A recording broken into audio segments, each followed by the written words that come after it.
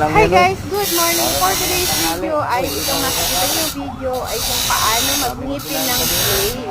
So itong clay na to ay gagawing lagari, kaya naman ang gagawin ay ngingipinan na nga ay ulit-ulit. So ganito lang naman guys magngipin ng clay. So makikita niyo na kami mismo yung gumagawa. Ay, yung hasador pala namin yung gumagawa, hindi ako.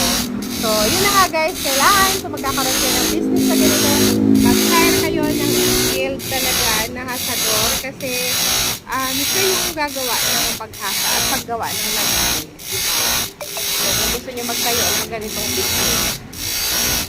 So, sa mga nagtatanong kung nagtuturo kaming paggawa ng lagari, for now, hindi pa po. Ayan. Bali, nagbebenta pa lang kami at gumagawa ng lagari. Hindi pa kami nagtuturo kung paano maghasa ang gawa. Ayan lang. Good morning!